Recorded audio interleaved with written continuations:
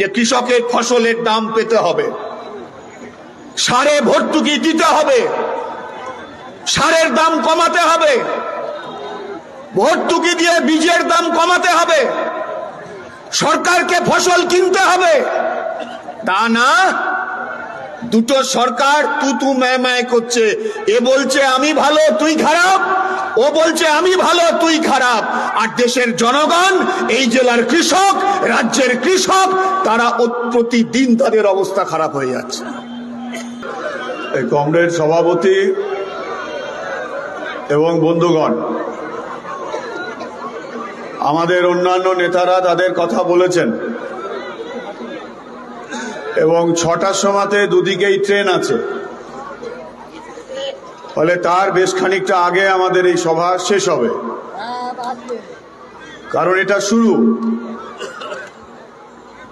সভাপতি থেকে শুরু করে সর্বশেষ যে কথাগুলো বলা হয়েছে আমি চেষ্টা করব সেই কথাগুলো না বলতে। আমাদের দেশে এখনো ভোট ঘোষণা হয়নি। আমাদের প্রধানমন্ত্রীর উদ্বোধনী নাটক ফাটক শেষ হয়ে গেলে তবে আমাদের দেশের ভোট ঘোষণা হবে।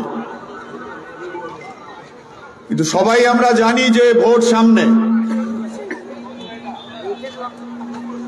মাস দেড়েক দুয়েকের মধ্যে ভারতবর্ষে নতুন একটা সরকার তৈরির জন্য যা কিছু হওয়ার সেই সব কিছু হয়ে যাবে।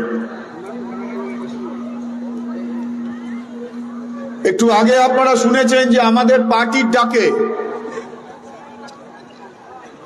আজকে আমরা পশ্চিমবাংলায় 10 দিকে 10টা সমাবেশ করছি। কারণ খবরের কাগজ আর টেলিভিশনের চ্যানেলে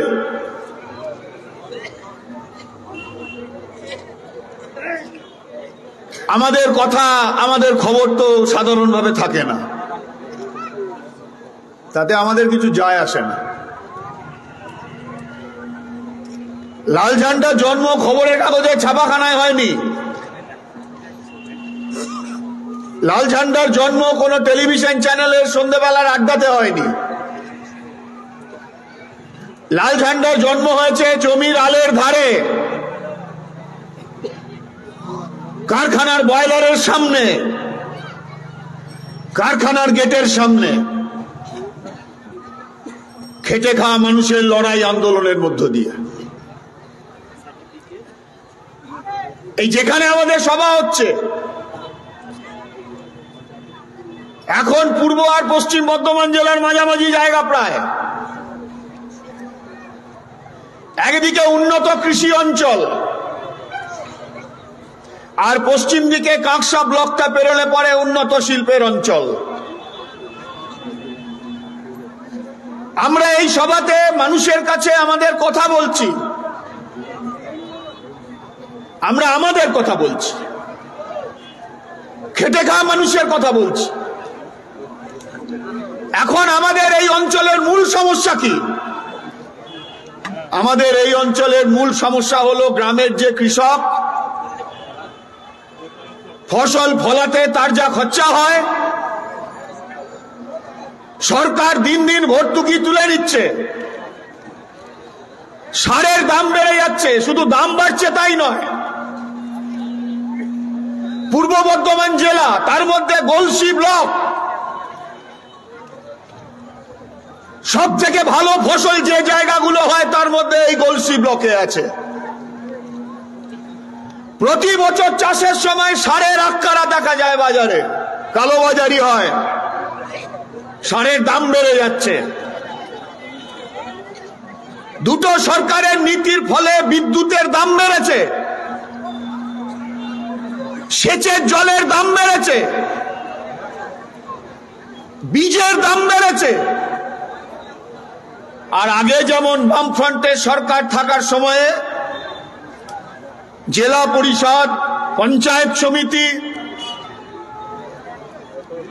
কৃষি সমবায়, সরকার, এমনকি দিল্লির সরকার এফসিআই, তারা কৃষকের কাছ থেকে ফসল কিনত।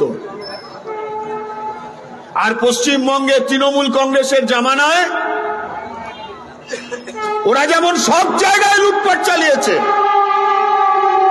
সমবায়গুলোকে পর্যন্ত ওরা নিয়েছে। কৃষি সমবায় কৃষকের পাশে নেই, পঞ্চায়েত জেলা পরিষদ সরকার কৃষকের পাশে নেই। মোদী বাবুর ভারতের সরকার এফসিআই কৃষকের কাছ থেকে সবচাইতে বেশি ফসল কিনত ন্যূনতম সহায়ক মূল্য দিয়ে।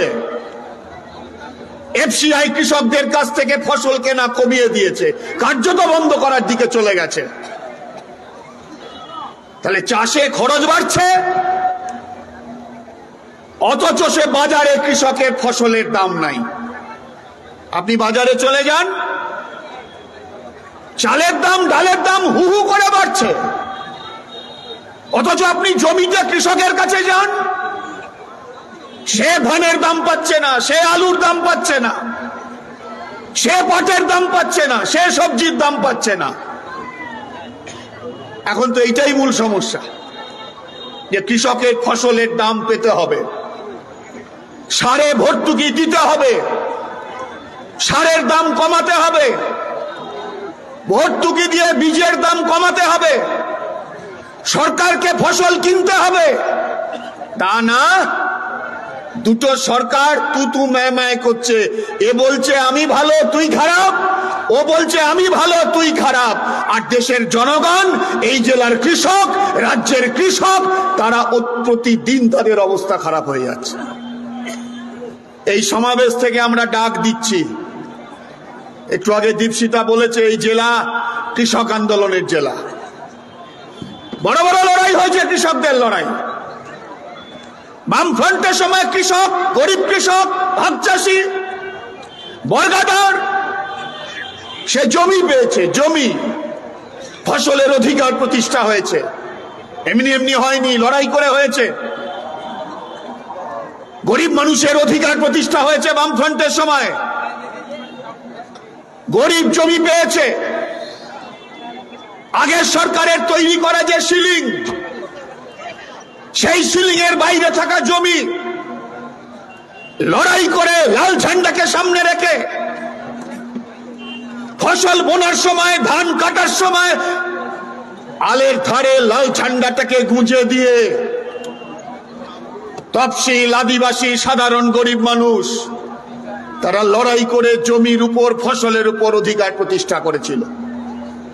আর বামফ্রন্ট এসে এই অধিকার তার কাছে সুনিশ্চিত করেছিল পঞ্চায়েতের মধ্য দিয়ে। গরিব মানুষ শুধু জমি পায়নি, শুধু ফসলের ভাগ পায়নি, তার সঙ্গে সঙ্গে তার সামাজিক মর্যাদা সুনিশ্চিত হয়েছিল। বামফ্রন্টের সময়, বামফ্রন্টের আগের পঞ্চায়েত ছিল জোরদার জমিদারদের বাংলো বাড়িতে, কুলুঙ্গিতে বন্ধ করে থাকা। বামফ্রন্টের সময় পঞ্চায়েত গরিব মানুষের পঞ্চায়েতে পরিণত হয়েছিল। আমার হঠাৎ করে মনে পড়ে যাচ্ছে, আমি সময়টা বলতে পারবো না, তবে নিঘাত সেটা ৭৫-৭৬ সালের আগে, কারণ তখনও আমি স্কুলে ভর্তি হইনি। এই বর্ধমান জেলারই একটা গাঁয়ে আমার মামা ঘর ছিল। বাপের সঙ্গে পুজোর সময়, পুজোর আগে গ্রামের বাড়িতে, মামা বাড়িতে গেছি। দেখবেন সবকটা গ্রামে কোথাও একটা হরিনাম তলা থাকে, কোথাও একটা বারোয়ারি তলা থাকে। সেই রকম সেই গ্রামে আমার স্মৃতিতে এখনো ভাসছে, কালকে কাকদ্বীপে এই কথা ওদের কাছে আমি বলে এসেছি, স্মৃতিতে ভাসছে যে গ্রামের মাঝখানে একটা বারোয়ারি তলাতে একটা শুকনো খেজুর গাছের মধ্যে একটা গরিব মানুষ, জরাজীর্ণ গরিব মানুষ, তাকে দড়ি দিয়ে বেঁধেছে, আর তার সামনে একটা ছাগল বাঁধা আছে। আর দেখছি যে কিছু হৃষ্টপুষ্ট ছেলে পিলে ওই গরিব মানুষটাকে মারছে। মারতে মারতে সে যখন আদমরা হয়ে গেছে, তাকে ছেড়ে দিয়ে খুঁটিতে বাঁধা যে ছাগলটা, সেই ছাগলটা নিয়ে সে চলে গেল, গায়ের ভিতর দিকে চলে গেল। আমি আমার বাপকে জিজ্ঞেস করেছিলাম যে ওটা কি। তখন আমার বাবা যা বলেছিল সেটা শুনেছিলাম, মনে ছিল। প্রত্যেক মানুষের দেখবেন জীবনে এমন কিছু স্মৃতি থাকে, ভালোই হোক আর মন্দ হোক, একেবারে বুড়ো বয়স পর্যন্ত সেই স্মৃতি অমলিন থাকে। তো তখন আমার বাপ যা বলেছিল তা বুঝিনি, কিন্তু মনে ছিল কথাগুলো। পরে জেনেছি, বুঝেছি। কথাটা ছিল এই যে ওই যে গরিব মানুষটাকে শুকনো খেজুর গাছে বেঁধে পেঁধাচ্ছিল, ওই গরিব মানুষটা ওই গাঁয়ের একটা গরিব মানুষের পাড়া, পাড়াটার নাম ছিল সেদর পাড়া। সেইখানে সে গরিব খেতমজুর তফসিল, সে জমিতে ওর জমিতে কাজ করে ফসল কাটার আগে, দুর্গাপুজোর আগে। ওই সামনে ছোট ছাগলটা সেই গরিবের ছাগল, সে সেই গায়ের সবচাইতে বড় যে জমির মালিক তার ভুঁয়ে নেমে গিয়ে দুগাছি ধান খেয়ে নিয়েছিল। দুগাছি ধান খেয়েছিল, সেই অপরাধে ছাগলের মালিককে পিচমোড়া করে পেঁদিয়েছিল, ছাগলটাকে নিয়ে গিয়ে ফিস্টি করেছিল। আর পশ্চিমবঙ্গে বামপন্থীদের সরকার যখন তৈরি হয়েছিল, কারুর বাপের পেটার হিম্মত হয়নি যে গরিব মানুষের গায়ে হাত দেবে। এই হলো পশ্চিমবঙ্গে বামপন্থীদের সময়। আর